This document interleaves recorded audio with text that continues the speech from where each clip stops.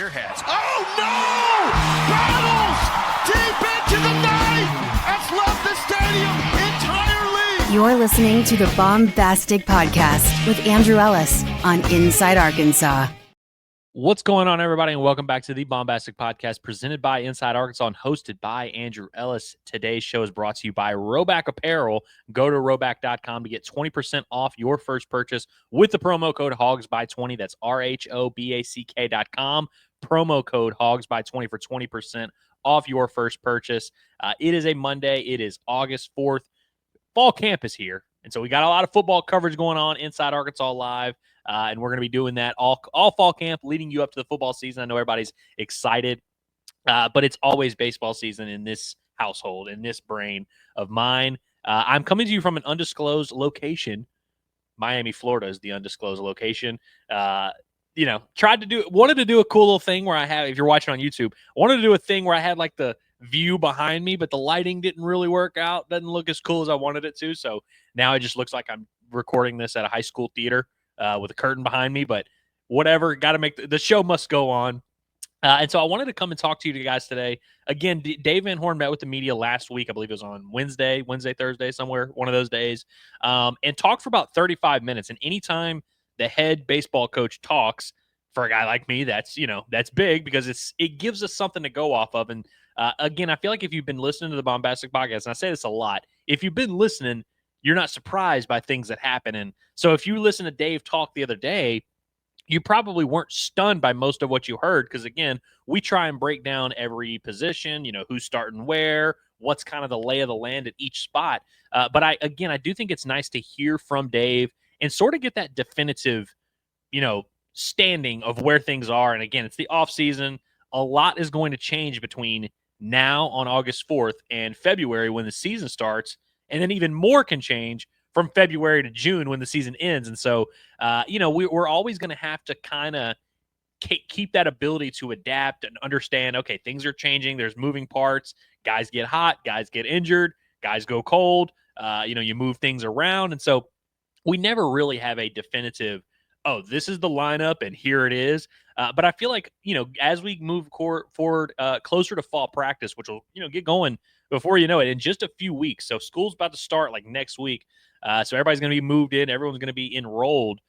It'll be week 2 of football season historically is when they start having open scrimmages. And so the first football games, whatever it is it August 31st, September 1st, whatever it is, the next week, that September 7th week leading up to it, we should have some, at the very least, we'll hear from Dave or we'll get some word about something, but they should be starting practice right around then. And I can't wait for that time of year. It's always my favorite thing to go to those scrimmages and bring you guys the scoops, who's standing out, who's doing all that, and we'll have the stats of all that.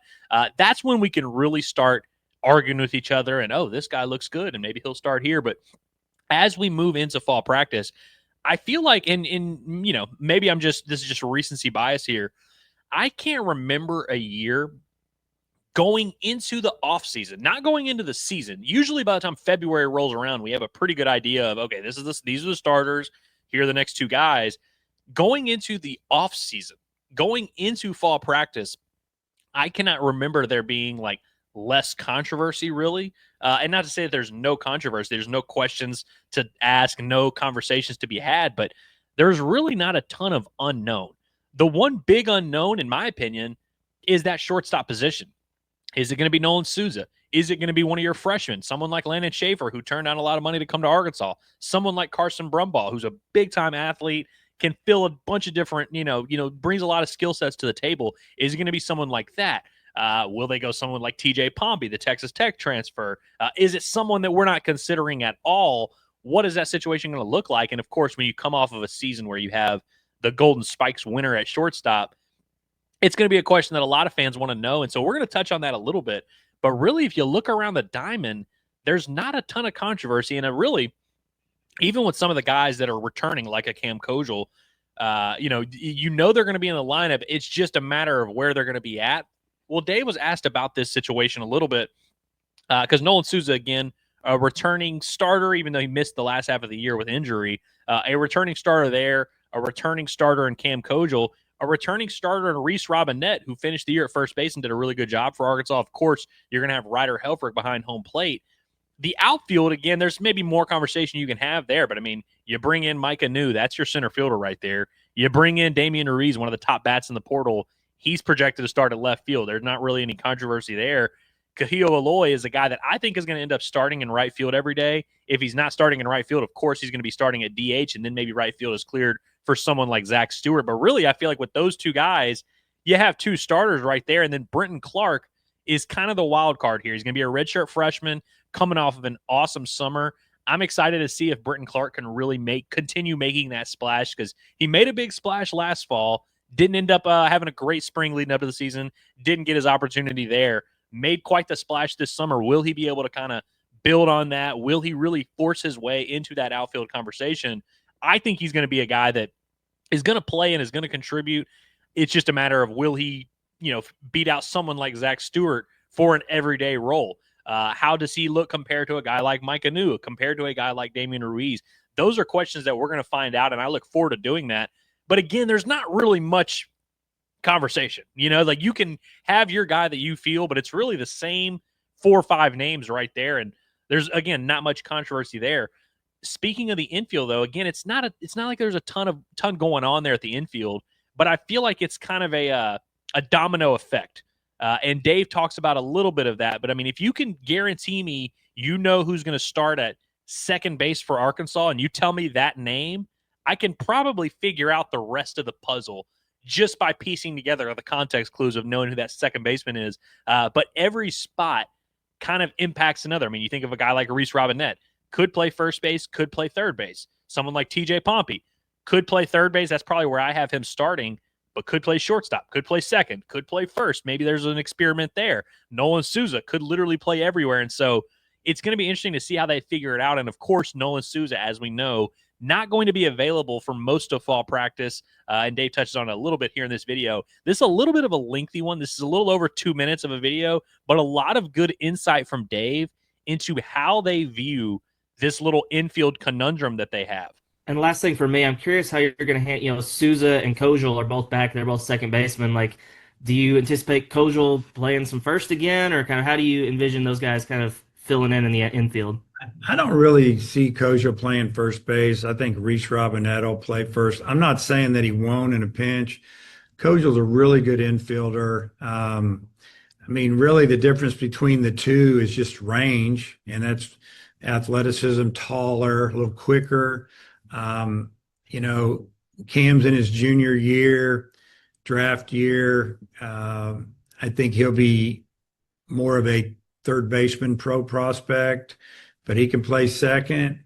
Doesn't mean that he's not going to play second every day. I thought he was really good when he was there. So we're going to let that evolve. But you will see my infielders moving around in scrimmages, and I'll talk to him about that when we start. That I want them to be able to play. If most of the kids that you get out of high school, they're all shortstops usually. Very rarely are they, say, a corner guy. Caden Wallace was, but he also played some short. So they know how to play short. I want them to be able to play third. I want to be able to play second. I want them to understand what the other positions are going through when they throw the ball, first throw on pivot, on a double play. Just all the little things that make you better and then more versatile, and we'll see some things. So you'll see Cam play some third. Second, I doubt if you're going to see him play first in the fall. Obviously, Souza will not be playing much. If we get to the point where Souza can play in the field a little bit, then we will put him out there where he's not throwing. If he feels that you're out, catch a double play ball, we'll figure out. We'll time everything. But, that's a good question. But it's not a problem at all. It's if you can throw the word problem in there, but it's a good problem to have. Okay, so I want to react to what Dave had to say, but before we react to that, before we dive into it a little bit more, I want to tell you about one of our sponsors, Hickey and Hole Law, where they handle matters such as divorce, custody, criminal, civil litigation, and more. It's Hickey and Hole Law. Things are about to get better. Divorce and custody cases are too important to try and face alone. Let Hickey and Hole Law provide you with persistent and diligent representation to help guide you through the entire process. They have handled thousands of family law cases and have experienced nearly every scenario that may come up. They push the case forward for their clients, advocating for them in a diligent and consistent manner from start to finish. Hickey and Hull Law have offices across the state of Arkansas in Fayetteville, Fort Smith, Little Rock, and Mena. You can call them today at 479-434-2414, or you can check out their website. Visit hickeyandhull.com or scan the QR code at the top right corner of your screen. Again, it's Hickey and Hull Law. Things are about to get better. So again, lot that, 2-minute clip. I know that's a little bit long. Lot that DVH said there. I want to start with the first thing. He's asked about Cam Kojul. Basically, he's like, hey, he played first base last year. Now you got him and Souza at second base. Like, what does that situation look like? And again, I said the other day that I felt like Nolan Souza, just based on reading between the lines of everything I've heard this offseason, whether it's about Nolan Souza or just from the coaching staff and sort of how they view the roster, reading between the lines, and of course, Dylan Grego, Arkansas's transfer shortstop, signing with the Padres, and he's already started his pro career. I feel like once that happened, which again, Dave, by the way, was asked about in the press conference and said they were not surprised by Grego going to the draft, which again, we felt like was the case. Everything, all of that added together, I feel like points to this coaching staff hoping and believing that Nolan Souza can be their starting shortstop every day. And now, again, Nolan Souza is a very polarizing player here, but I feel like a lot of people have their own opinion or whatever. That's all fine. If you think, hey, I don't know if Nolan Souza's good enough to start every day at shortstop, that's perfectly fine. If you think, hey, Nolan Souza, I don't know if he's going to be healthy enough to start every day at shortstop and really count on him as a guy there, that's fine and dandy. Thank God Arkansas got a guy in Landon Schaefer, a true freshman, to turn down a lot of money to come to the draft. Again, Carson Brumbaugh, and really all the freshmen you can mention. I mean, Arkansas's got a good crop. I always mention Schaefer and Brumbaugh because they're kind of the two most notable draft prospects, the guys that had a lot of buzz coming out of high school, and are kind of the most likely ones to make that transition to be an everyday starter. But I thought it was very interesting that he was asked about Kojul playing first base, and just right away, Dave was like, no, I expect Reese Robinette to start at first base. And it shouldn't be that surprising that a guy who, one, has been around for a while, big country, we know him, we love him, we've seen him have some good moments, finished the year starting at first base, and again, did a great job. I know he made an error in the final inning of the season, but had a home run against Cade Anderson in Omaha, had a 2-home-run game against Texas, got on base at a really high rate. I believe his batting average finished around like the 260 range, but his on-base percentage was up around over 400. Really good stuff from Reese Robinette, and he's got experience. I feel like there's a lot of stability there. Defensively, no questions at all from my standpoint about Reese Robinette at first base. I think he's probably Arkansas's best defender there, and I think you could tell when Kojul was playing there, it made sense and like it was fine. I actually thought that it was a thing they could do this season, and Dave actually didn't rule it out. He said, hey, maybe if something happens and we get in a pinch. But I think there was a little bit of a step up there defensively when Reese Robinette took over. So it probably, again, shouldn't be that big of a surprise.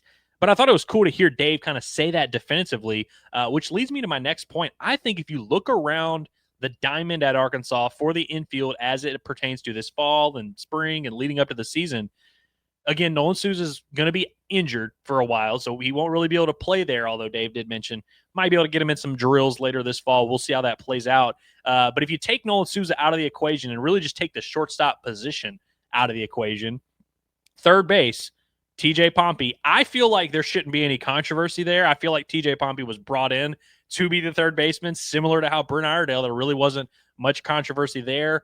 I know they want to keep their options open. I don't really see any path to TJ Pompey not starting at third base. I don't know why he wouldn't start there. I know that he has some positional versatility. Maybe if they think Nolan Souza's not ready, maybe they try and force him into being a shortstop. But I feel like it makes sense for him, makes sense for the rest of the roster. It's just a perfect match made in heaven. TJ Pompey, the Texas Tech transfer, who is one of the top prospects in his class, has a ton of power, 6'4", 200. We can go on all day. I think he makes a lot of sense at third base. And he's a guy with a lot of experience, a lot of talent. And Arkansas brought him in. By the way, they did not bring him in to sit the bench. So, you kind of have that edge there. Not saying he can't be beat out, but I think as we go into fall practice, I view TJ Pompey as that starting third baseman. Second base, again, you heard Dave say it there. I think that probably makes sense for Cam Kojul. And he also mentioned Kojul playing third base, which, could happen. I know he played some third base as a freshman. Maybe. I'm sure you'll see a lot of that this fall. I think you're going to see these guys play musical chairs a little bit and just move around, playing all kinds of positions. I feel like as it stands today, going into fall, not saying it can't change, I think Cam Kojal should be your projected starting second baseman. And again, doesn't mean he can't be beat out, doesn't mean that nothing can change, but I think you have a veteran with a lot of experience, a lot of production, a lot of talent, a lot of draft prospects there as well. I think Cam Kojal is like kind of brings you some stability there at second base and first base. I know Reese Robinette maybe doesn't have the flash and isn't as big of a name as some of those other guys, but a returning starter, a lot of experience, not a lot of production, some proven production there at first base. I think that kind of gives you some stability there. And then shortstop, we'll see with the Nolan Souza situation, but he's another guy. If Nolan Souza is healthy, a lot of talent, a lot of experience, a lot of draft prospect there. I think he makes a lot of sense at shortstop. And so for all these freshmen that are coming in that are looking to prove themselves, prove they can play at this level, the floor is theirs, and I think that's the one thing that, again, we have to always be willing to adjust, adapt, because everything I'm saying right now could not be true in 2 months. We could see fall practice play out and realize Carson Brumbaugh, holy cow, this kid is just, you got to have him in the lineup. He's hitting 350, he's stealing bases, hitting opposite field home runs, he's the best defender, fastest kid on the team. That very well could happen. And if it does, we'll adjust. Same for Landon Schaefer. If he's just out of this world, blows us away, we will adjust. But I feel like as Arkansas goes into fall practice, a guy I haven't mentioned, by the way, is Ryder Helberg behind home plate. I think we feel pretty good about him. All those boxes also could be checked off by him as well. I think Arkansas has a pretty solid foundation there in place. Of course, you got to get Nolan Souza healthy, but I think it's a really solid starting spot for this infield. And then again, you just have to see these freshmen, see if they can get in where they fit in, see if there's any other moves to be made. I mean, I know some of Arkansas's outfielders like Micah New, he's played on the infield a little bit. Doesn't sound like that's in the works at Arkansas. It seems more like a Tavian Josenberger situation where you have a second baseman center fielder who's now just a center fielder. Zach Stewart is a name that I feel like has been floated around as maybe a first base option. Of course, going to be a DH option as well. Kahio Aloy, we saw him play first base last year, which, in the fall, and then wound up not playing there in the season. But if you remember, it was around December, January, where Rocco Pepe, who was our guest last week on the show, they randomly started floating him around at first base. So again, things can change. You never really know. Nothing's set in stone. But I like the way that things shape up for Arkansas on the infield so far. And so as we move into fall practice for baseball, kind of just wanted to reassess where we're at. And again, it's one thing for me to say this, and I've kind of been saying these names and these orders around, the last few weeks, but it's nice to hear DVH kind of confirm that. And again, we're going to continue to dive into some of DVH's comments and sort of where things shape up as we move forward into the next phase of this sucker. And I cannot wait for fall practice so we can really start having things to react to, see some of these newcomers in action. Going to be really excited because, again, you can look on paper and you can kind of feel like, all right, yeah, we like this guy. We like what he brings to the table, but you don't really know until he gets to campus and then you see it. And so I look forward to hearing that as well. The next time we hear from DVH, he will have seen TJ Pompey for a little bit. He will have seen Micah New for a little bit. He will have seen Britton Clark get back from summer ball. He'll have a lot to say about all these arms. And so it's going to be cool to watch this picture kind of come together. But again, as we begin fall practice, I really don't think there's a ton of controversy in terms of who the options are at each spot. But I want to know what you guys think. What do you think this infield is going to end up shaking out and looking like? And, who's the guy that you think I'm sleeping on or the guy that I'm maybe overrating? I have a pretty decent idea of who you guys are going to say I'm overrating, but I appreciate you guys for tuning in. I've been trying to make these episodes a little bit shorter, and it's 11:54 Central Time. So I got Inside Arkansas Live I got to do right now. So I got to dip out, but I appreciate you guys appreciate you guys sticking around and watching some baseball content in the middle of football fall camp as we're getting excited for football. And look, we are excited for football.